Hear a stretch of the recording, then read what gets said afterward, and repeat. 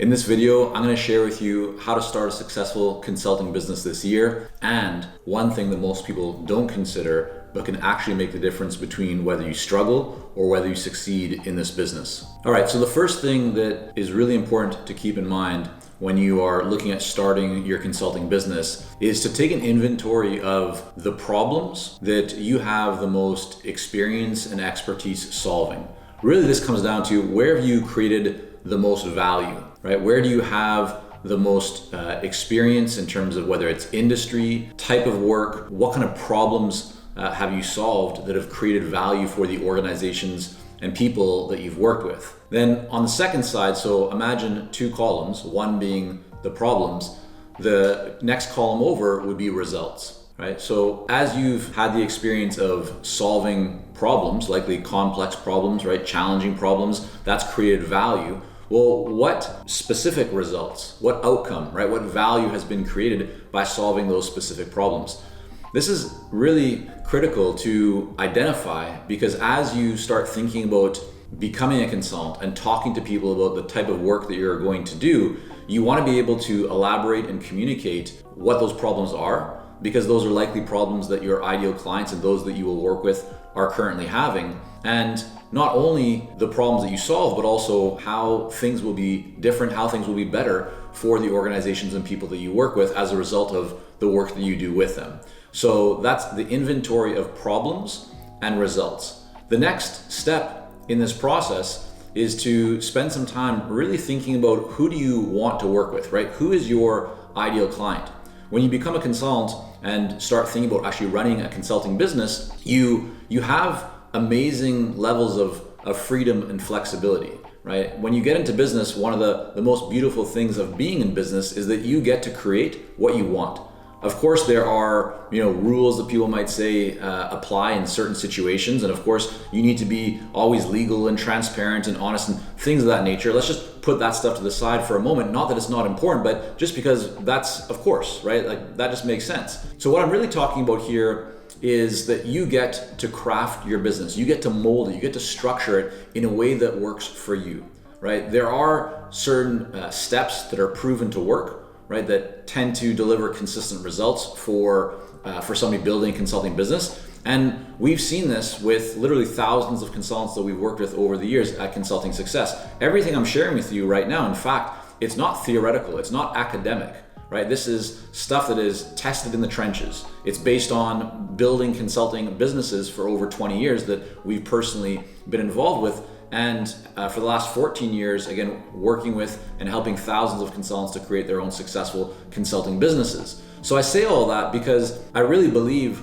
that creating and starting, running, growing a business can provide you with tremendous amounts of freedom and flexibility and success. And so a big part of that is for you to think about who do you really want to work with, right? In a poll that we took at Consulting Success, we found that the most common reasons for people to become consultants, to venture out, to leave an organization, to leave the quote unquote, and I say quote because this is not always the case, but the quote unquote stability, right, of a full-time job. And you see through layoffs and things of that nature that it's not always as stable as you think. But the point is that the poll showed that people leave their jobs because they want more freedom and flexibility. They want to be their own boss. They want to have unlimited income earning potential. They also want to be able to make a greater impact. And that comes down to who you work with and the kind of work that you do. So don't skip over this, right? You really give thought to who are you best suited to work with? Who can you create the most value for? Who do you believe has really challenging problems that they are looking for or most likely to need the kind of expertise and experience that you have?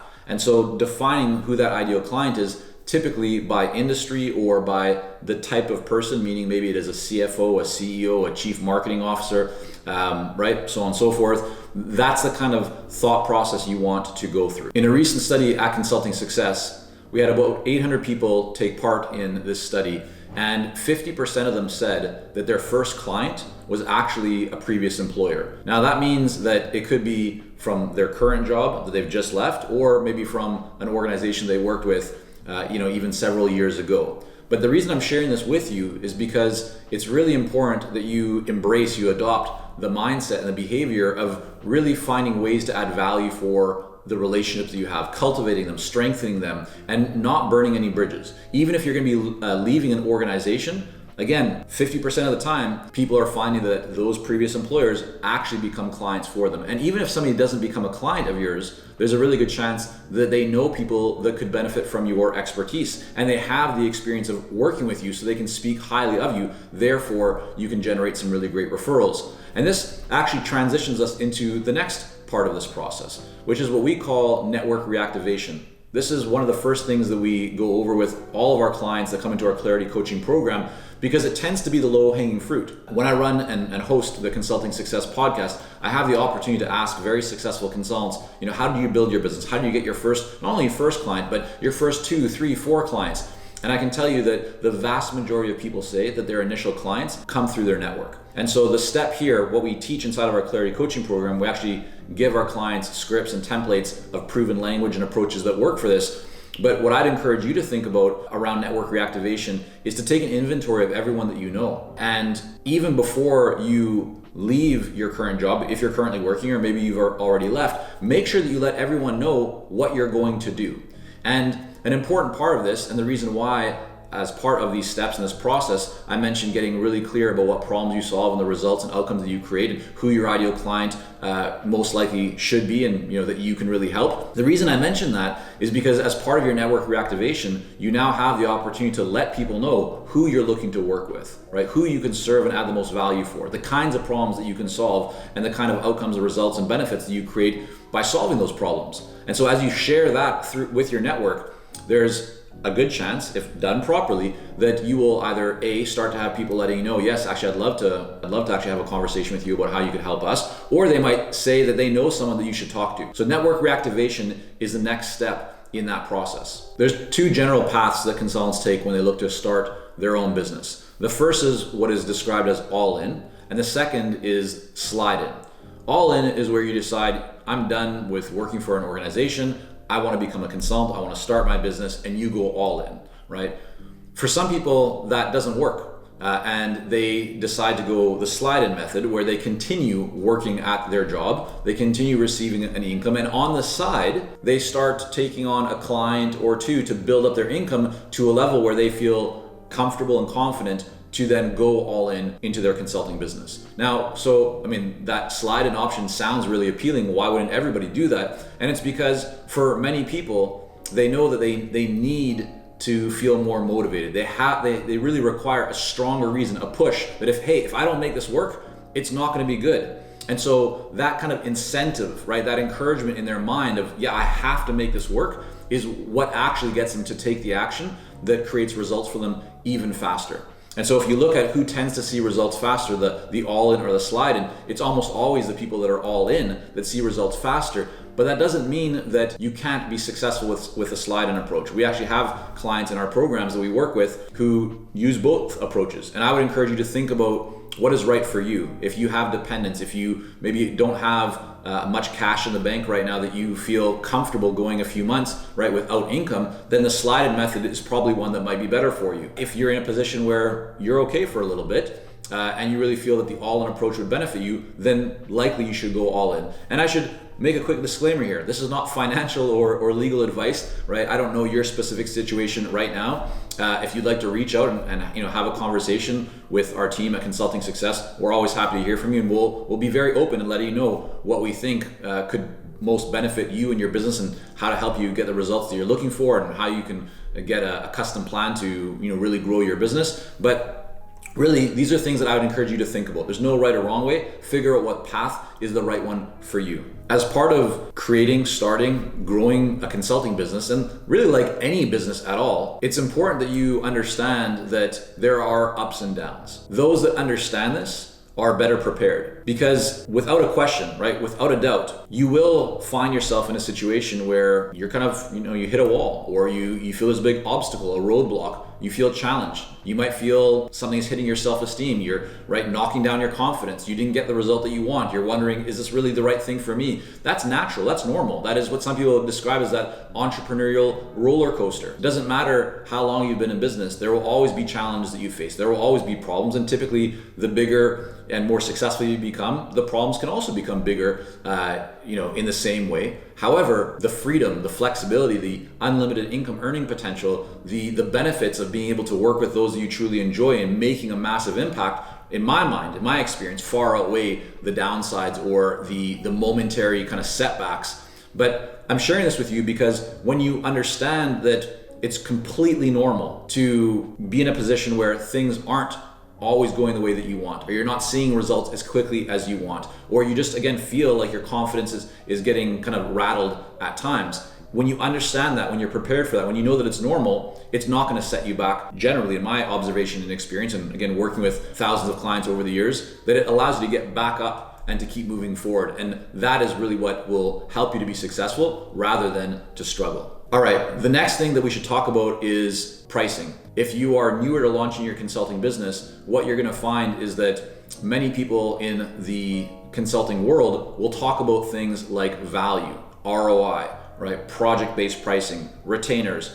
There's many different ways to set up your pricing. As an early stage consultant, what most people kind of default to or begin with is hourly fees. And if you spend any time at all in the world of consultingsuccess.com, you've likely heard and you probably know that we are not big fans of hourly fees. Why? Because you're essentially just trading your time for dollars. And so if you want to grow your business, it means you have to work more. And you'll get to a certain point with that model where it's really challenging to get to the next level of income, to really scale, to benefit from leverage if you're just trading time for dollars. The other reason why we're not big fans of it is because there's a real misalignment, right, between the result or the benefit that the client has and that the consultant also has when you're using an hourly fee model. If you can deliver results faster to your client, right, that's actually of greater value to your client because they get the benefits of that sooner. Yet with the hourly fee model, you actually get paid less. You get compensated less for creating more value.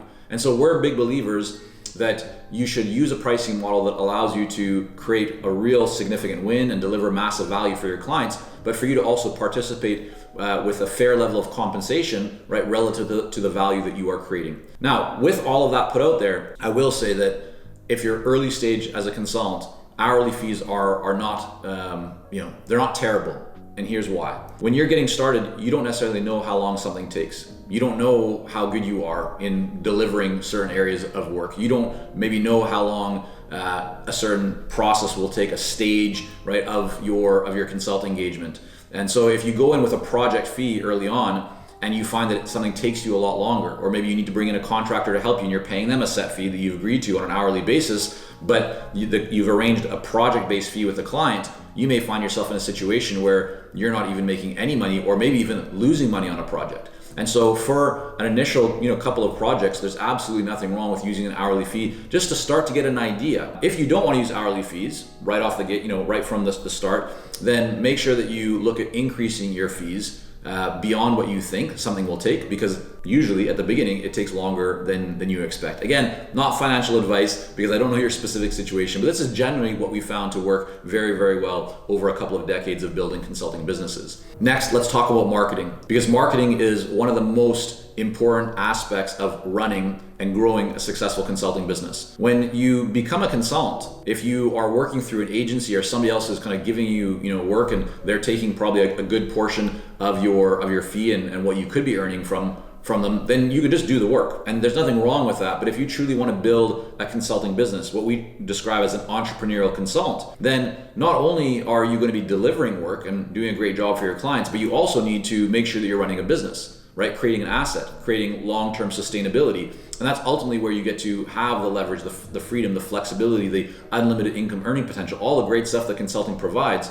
Truly that becomes possible when you run a consulting business and not only do consulting. And so here you want to look at that, of course, you're going to do great work for your clients.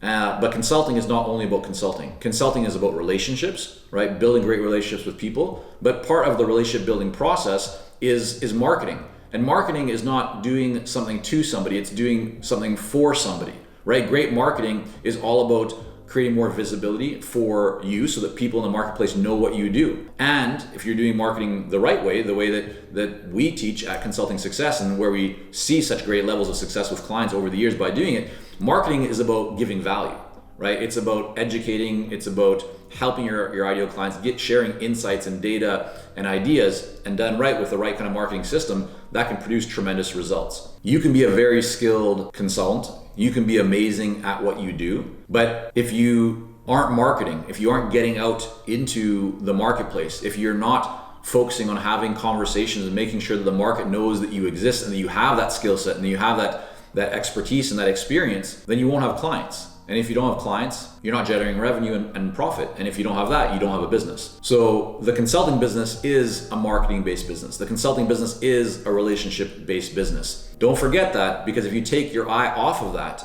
and only think about doing work, you're gonna miss the opportunity to actually build a real business. Now, at the start of the video, I mentioned there's one thing that most people getting into the consulting business don't pay attention to enough early on, yet it really can be the difference between struggling and being successful in this business. And that is your why, right? Simon Sinek talks about the power of why, understanding your why, and I'm a big believer in that. Not just at a high level, not just at the idea of it, but we've seen this over and over again play out to the benefit of our clients when they're clear on their why. And so here's how to think about it. I was gonna say here's why the why is so important, but no real pun intended there, but here's kind of how to think about it. As a consultant, right, as any business owner, you are again gonna run into challenges. You're gonna have ups and downs. There's gonna be things that you know you need to do, but maybe you're gonna hesitate to do. For example, picking up the phone and calling somebody, sending an email, doing a follow-up, going and giving a talk, writing an article, whatever it is, asking for a price increase. There's gonna be things that you know that you need to do, but you likely will hesitate to do them because of fear, right? Because your mindset is focusing on the wrong things. And so by getting clear about your why, by being able to write that down and coming back to it at those points where you feel a little bit of challenge, where you feel a bit of stress, where you're not sure, when you're not taking the action that you know that you need to be taking, and looking at that why, it's gonna help you to move forward. It's gonna help you to take that step. And I'll give you a quick example. We have a client who left a very significant, high-paying, six-figure corporate job and became a consultant. Fast forward, she's doing great, but she's not doing her marketing at the level that she knows that she should, right? She's not doing the follow-up, she's not doing the outreach, she's not doing those important pieces. And so I asked her, what's going on? She said, well, I know I need to be doing it, but I don't really enjoy it. I don't want to bother people. Right? So she had all these reasons, and I said, well, tell me again, what's your why? Like, why do you leave that high-paying corporate job to become a consultant? And she said, well, because I want to spend more time with my young kids. That was her why, right? More freedom, more flexibility, more time with young children. Now, everyone's why might be different. For you, it might be traveling the world, spending time with elderly parents, just being able to support maybe different charities or communities or whatever it is. That's up to you, right? It's your why. But when she got clear on that, when I checked in with her the next week, she was back doing her marketing. I said, well, what was the difference? She said, yeah, every time that I now find myself hesitating to do something that I know that I need to be doing, I just really think about my kids. And that's enough. That's all I need to take that action. So get clear on your why. Why is this so important to you? Why do you truly want to be successful with this? And when you have that, it can make a tremendous difference. All right, so we've covered a lot. Everything from the importance of getting clear on the problems and the results, your ideal client, network reactivation, not burning bridges, focusing on those relationships and cultivating them. We talked about the two different paths of all in versus slide in, the ups and downs that you will likely face, as well as the pricing and focusing on value and how to think about hourly fees. We talked about marketing and we talked about your why. Now, we can go into a lot more detail on all of these. And these are ideas. If you want actual scripts, templates, a system, and a proven step-by-step plan customized for your specific situation, head over to consultingsuccess.com, click on the coaching button, get in touch, and we'll be happy to jump on a call with you and talk about how we might be able to help you to accelerate your goals and make sure that you're not making the common mistakes that people make when they go off and try and figure it out themselves.